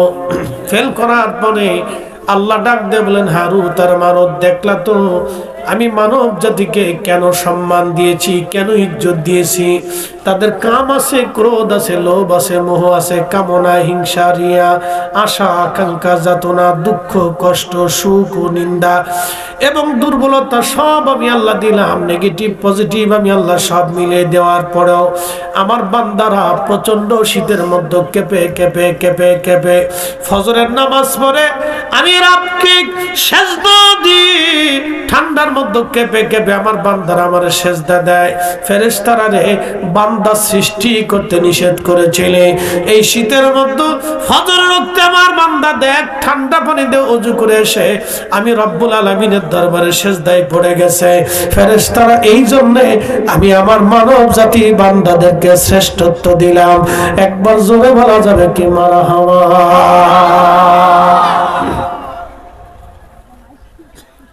আমি রাজবাড়ি এক জায়গায় গেছি ওয়াজ করতে, বেশ অনেক বছর আগে। তো ওয়াজ করতেছি, ওয়াজ শেষ, মসজিদের কালেকশন এরকম এই জানুয়ারি মাসের প্রথম দিকে। ওই সময় তো প্রচুর শীত পড়ে। ডিসেম্বরের 15 পর থেকে জানুয়ারির 15 পর্যন্ত একটা শীতের খুব প্রকোপ থাকে। তো বিরাট শীত আর কুয়াশা। তো ওয়াজ নসিহত করে মসজিদের জন্য কালেকশন করে শেষ করে দোয়া করব। মুসল্লি দাঁড়াকা, হুজুর একটা মাসালা দেন। কি মাসালা? আমাদের মসজিদের মুয়াজ্জিন খেতার ভিতরে হইয়া হইয়া ফজরে আজান দিছে, আজান কি হইব নি? আচ্ছা কোন তো কি ফতোয়া দিব? বললাম বাবাজি, জীবনে সলাতুল কাজা, সলাতের কাজা অধ্যায় পড়ছি, কিন্তু আজানের কাজার তো কোনো অধ্যায় পড়ি নাই।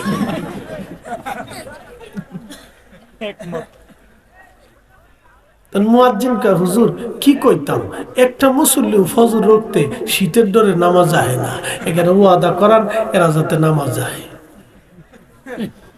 তো মুরব্বী কি করছে, একদিন কম্বল টম্বল মোড়া দিয়ে বয়স্ক মানুষ এই হাত পা অজু টজু করে কাঁপতে কাঁপতে মসজিদে যায়, দেখে যা নয় কিন্তু হুজুর নাই। কিরে, ভালো করে টিনের মসজিদ তো, পেড়া দিয়ে ফুটা দিয়ে দেখে যে হুজুর ভিতরে হুইয়ে হুইয়ে মারতেছে।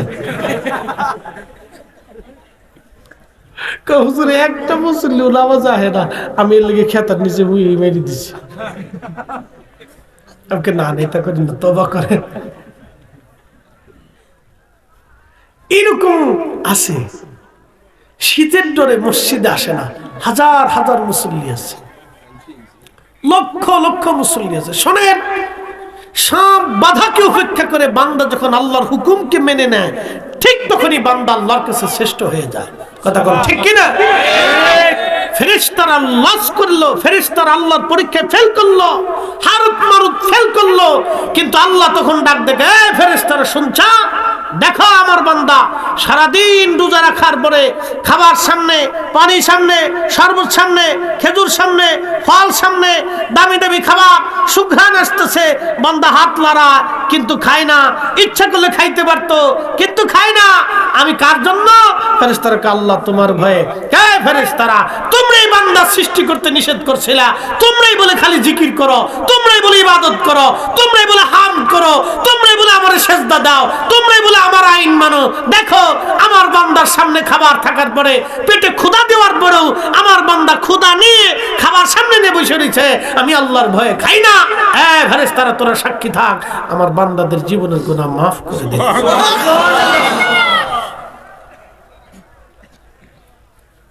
সব প্রতিকূলতা মেনে যখন বান্দা আল্লাহর দিকে চলে আসে, তখন আল্লাহ বান্দার জন্য খুশি হয়ে যায়। আল্লাহ বানাইলেন কত জাতি,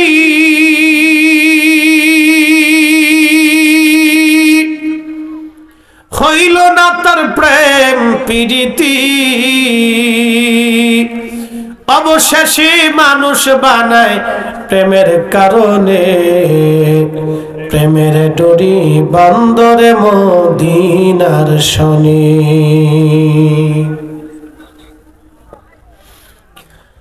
প্রিয় নবীগঞ্জবাসী, খুব মনোযোগ দিয়ে কথাগুলি শুনে যাবেন। মায়েরা ধারে রেহেমের ভিতরে যখন পানি রিফাইন করতে থাকে, আমাদের হাত হলো, চোখ হলো, কান হলো। এখন প্রশ্ন করি, জবাব দিবেন, আমাদের চোখ কান হাত পা গুলিকে গাইনি ডাক্তারের পরামর্শে না আল্লাহর ইচ্ছায়? কার ইচ্ছা? আল্লাহ। ফি আই সূরাতিম মা শাআ রাক্কাবাক।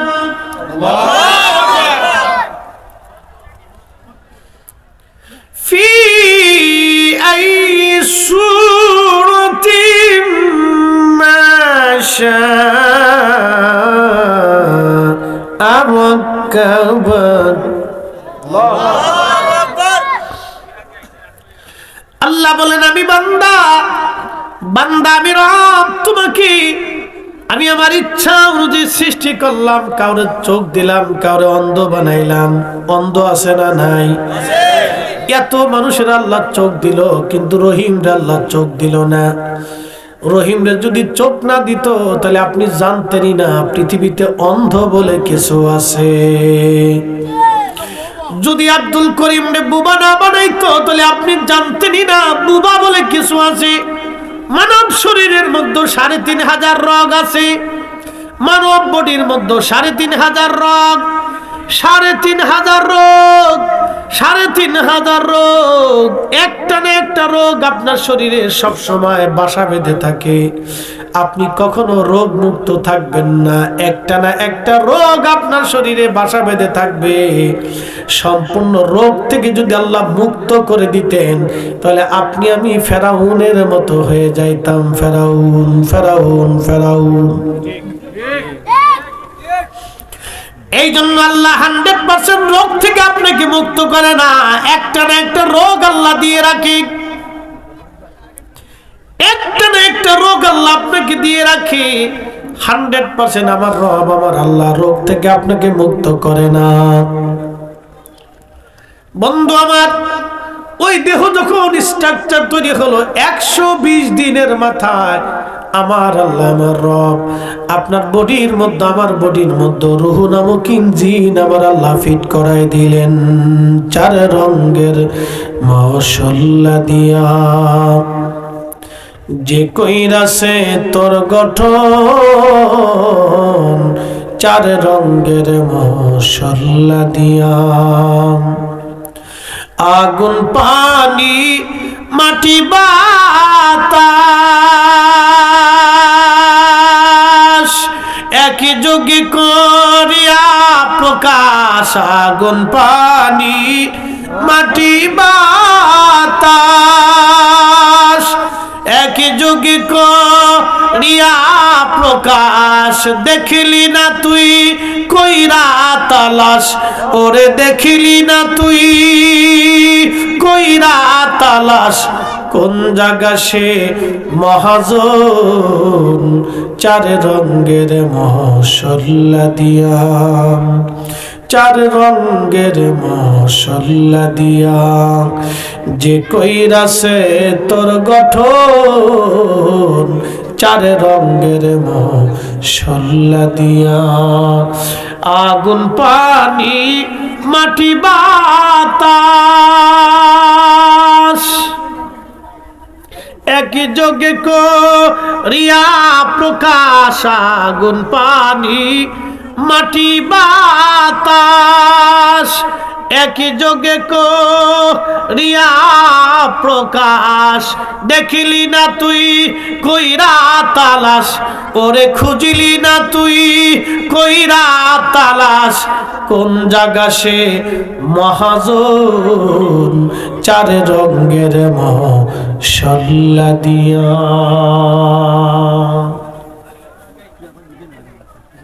আগুন পানি মাটি বাতাস, এই শরীরের ভিতরে 4টা উপাদান। তাপমাত্রা, নিঃশ্বাস, মাটি, পানি, এই 4টে দিয়ে আল্লাহ বডির স্ট্রাকচার তৈরি করছে। কিন্তু রুহু ইঞ্জিনটা আল্লাহ রুহের জগৎ থেকে নিয়ে এসে ফিট করলেন 120 দিনের মাথায়। জোরে বলেন কতদিন?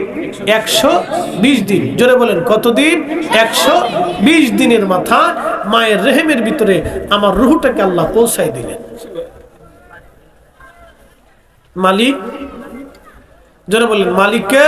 আল্লাহ। একসাথে বলেন কে? আল্লাহ। সেজদা হবে কার? আল্লাহ।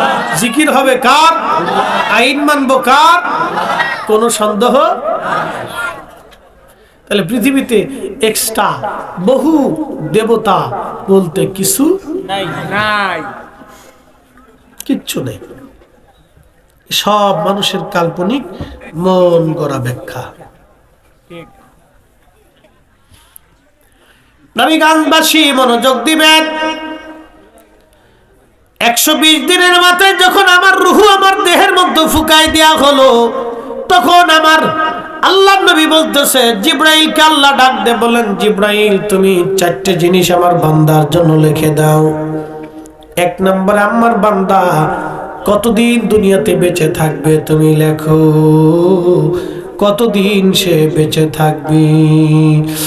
একদিন মাটির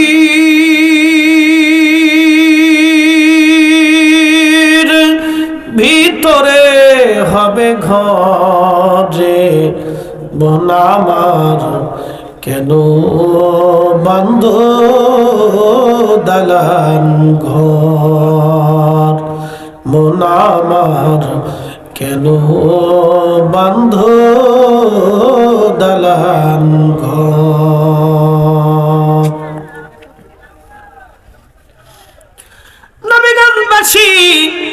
কতদিন আপনি বেঁচে থাকবেন আমার আল্লাহ নির্ধারিত ভাবে লিখে দিলেন। ওই সময় অবাক তাদেরই নাফসুম বিআইয়ি আরদিন তামুত, মানুষ কোথায় কোন জায়গা কোন হালতে মারা যাবে আল্লাহ ছাড়া কেউ জানে না, আল্লাহ ছাড়া কেউ জানে না, আল্লাহ ছাড়া কেউ জানে না।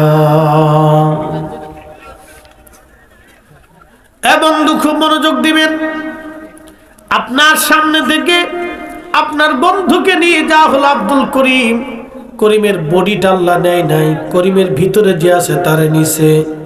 কথা ঠিক কিনা? আমাদের বডি নিয়ে যায় আল্লাহ, তো কি নেয়? রুহু। যারা বলেন কি নেয়? রুহ। রুহটাকে আল্লাহ নিয়ে যায়। এই রুহটাকে যখন আল্লাহ নিয়ে যায়, যিনি নিলেন তার নাম মালাকুল মউত, যার হুকুমে নিলেন তিনি আল্লাহ, যে জগতে নিলেন সেটা আলমে বরজাক। তাহলে যাকে নিল সেও সত্য, যে নিয়ে গেল সেও সত্য, জিনের হুকুমে নিলেন তিনিও সত্য, যেই জগতে নিল জগৎ সত্য। যিনি আমরা একসময় রুহের জগতে ছিলাম ওই জগৎ সত্য, মায়ের রেহেমে ছিলাম সেই জগৎ সত্য, দুনিয়াতে আসছি এই জগৎ সত্য। এই জন্য আল্লাহ বলছেন কাইফা তাকফুরুনা বিল্লাহি, কি করে তোমরা আমি আল্লাহকে অস্বীকার করো? তোমরা কি করে অস্বীকার করো? তোমরা কি করে আমাকে অস্বীকার করো? কাইফা তাকফুরুনা বিল্লাহি ওয়া কুনতুম আমওয়াতা, মৃত্যু ছিলে ফাআহইয়াকুম, জিন্দা বানাইলাম, সুম্মা ইউমিতুকুম, আবার তোমাদেরকে মৃত্যু দিব, সুম্মা ইউহয়িকুম, মৃত্যু দেওয়ার পরে আবার জিন্দা বানাবো, সুম্মা ইলাইহি তুরজাউন, জিন্দা শুধু বানাইয়া ছাইরে দেব না, তোমাদেরকে আমি আল্লাহর দরবারে হাসরের ময়দানে তারাইয়া আমার সামনে দাঁড়া করাইয়া হিসাব করব। একসাথে বলবেন আল্লাহু আকবার। কিরে তুই সামনে বইরিস, মুসল্লি খুব কড়া, মনে সব মাহফিলি যায় না, সব মাহফিলি যায় তুই সামনে বইয়ে থাকস। আচ্ছা আল্লাহ, কোনটাই বাদ দিতা না, আল্লাহর অরিজিনাল বান্দা। একসাথে কর না আল্লাহু আকবার। তোর মতো দুই সাইডে পাগল সব জায়গায় পাই, এরকম আছে। ঠিক আছে, এটা একটা আত্মা, একটা জীবন আল্লাহ ওরে দুনিয়াতে পাঠাইছে আমাদের জন্য পরীক্ষা। ওরা আল্লাহ পৃথিবীতে পাঠাইছে একটা জীবন।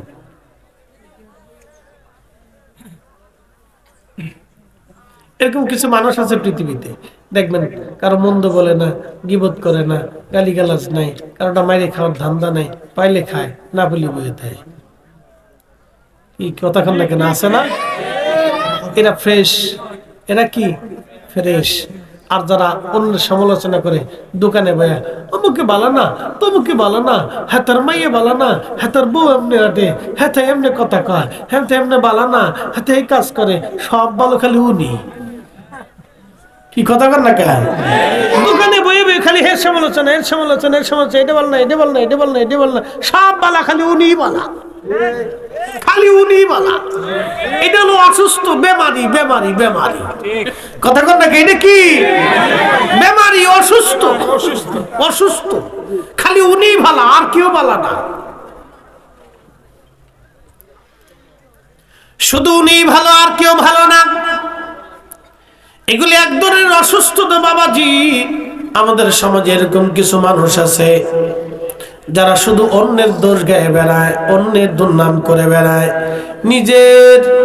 নিজের ত্রুটির কথা কখনো বুঝে না, শুধু অন্যের দোষ গেয়ে গেয়ে বেড়ায়, অন্যের ভুল ধরে ধরে বেড়ায়।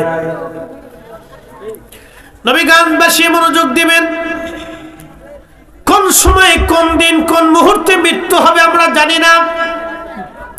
আগামী ভাগ্যে আমাদের কি লেখা আছে আমরা কেউ জানি না, কখন মারা যাবো আমরা কেউ জানি না।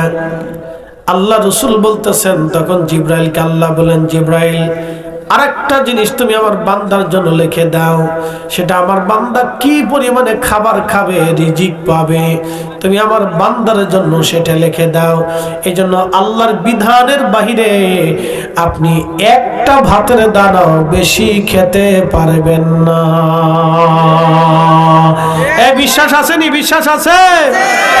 আল্লাহর সিদ্ধান্তের বাহিরে আপনি একটা ভাতের দানাও বেশি খেতে পারবেন না, না, কোনো সুযোগ নেই। আল্লাহর সিদ্ধান্তের বাহিরে একটা ভাতের দানা আপনি বেশি খেতে পারবেন না, কোনো সুযোগ নাই। সহিলপুরবাসী, যদি সুযোগ না থাকে তাহলে আমরা কেন সুদ খাবো, কেন ঘুষ খাবো? কথাটা বুঝে যাবে না। সারা পৃথিবীতে মানুষ আছে 800 কোটি।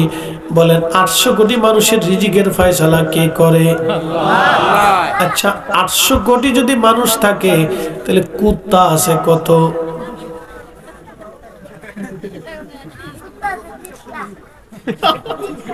কয়টা? 30টা? ঠিক আছে।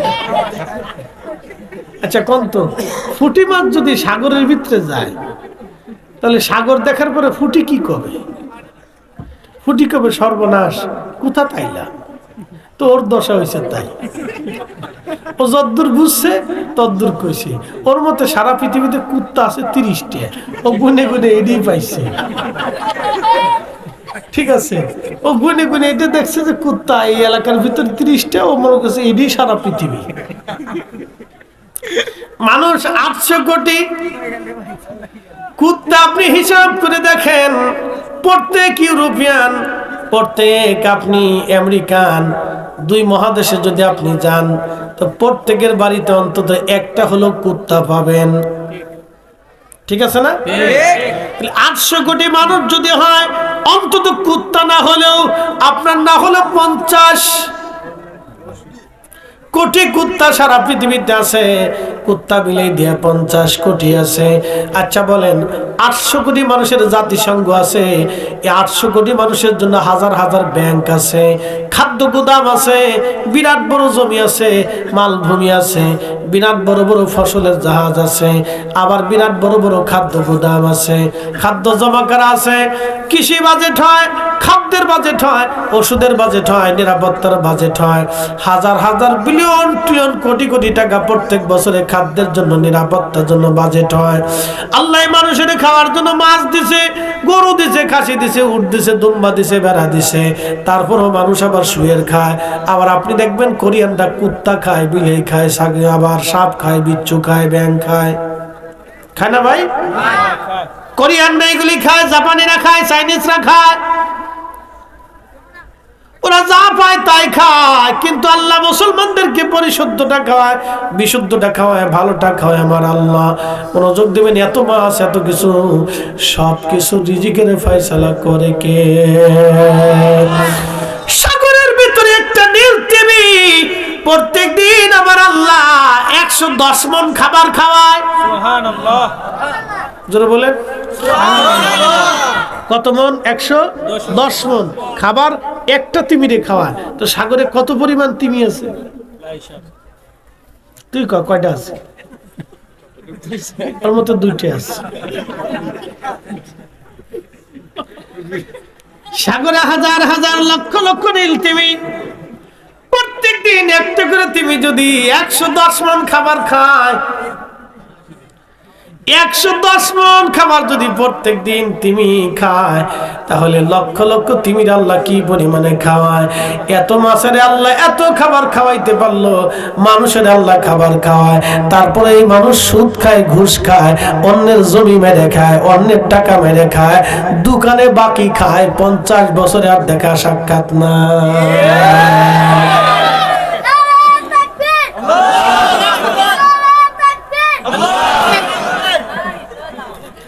রিসালাত কো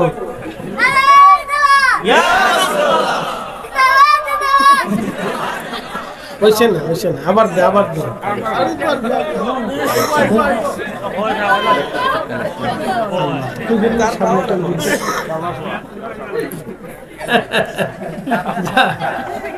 দেখ শেষ পর্যন্ত তকবিরটা তুই বুঝছাস আর কি ওয়াজ। আমার মুসল্লির একটা নাই, একটা মুসল্লি পাওয়া গেছে, বড় মুসল্লি পাওয়া গেছে, বিরাট মুসল্লি। সারা মুসল্লি আর একটা পাইছি, আমি একটা মুসল্লি পাইছি রে।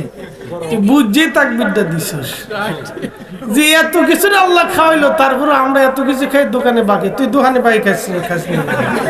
হ্যাঁ বাকি খাস? আচ্ছা ঠিক আছে, বাকিটা কি খাস না কিন্তু। তা যা হোক, আল্লাহ আমাদেরকে কবুল করুক সকলে বলে না। আপনাদের এই অঞ্চলগুলিতে কুয়াশা একটু বেশি, যাক আলহামদুলিল্লাহ। তারপরও আমরা কিছু কথা শুনলাম, এগুলো আমাদের জীবনের প্রয়োজনে। শ্রোতা বক্তা আল্লাহ সবাইকে আমল করার তৌফিক দিক বলে না।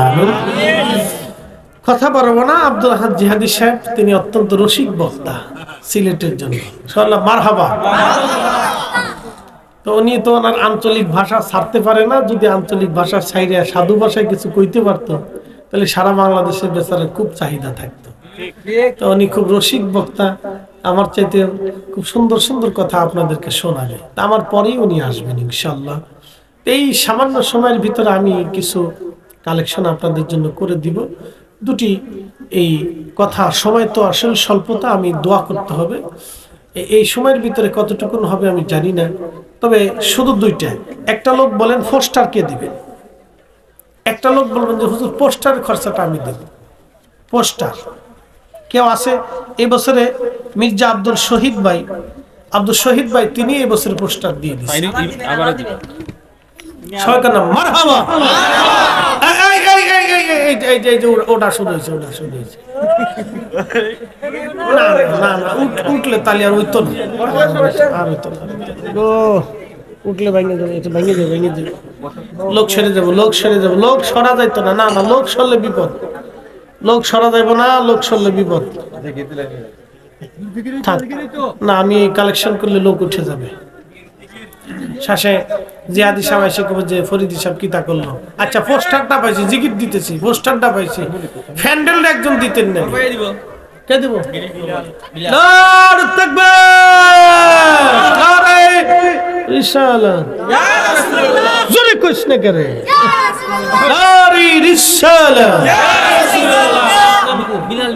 বেলাল ভাই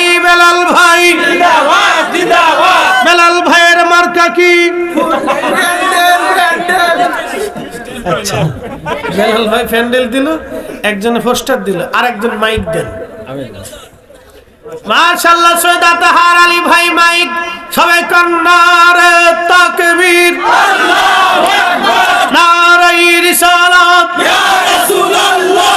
আতাহার ভাই জিন্দাবাদ। আতাহার ভাইয়ের মার্কা কি? নির্বাচন করে দিলাম, মাইক হয়ে গেছে। আমার আলাদা দরকার নেই, ফ্যান্ডেলও হয়েছে, মাইকও হয়েছে, পোস্টার হয়েছে, বাকিটা জিহাদি সাহেবের কাছে। এটা ভাই পারবো, এই আমার সাথে বেশি ফাঁকা, এটাই বেশি ফাঁকা, তাহলে আমার কিন্তু সময় হইতো না, তাহলে আগে করলে ভালো হইতো। হ্যাঁ এলে বাকিটা ভাই করবে।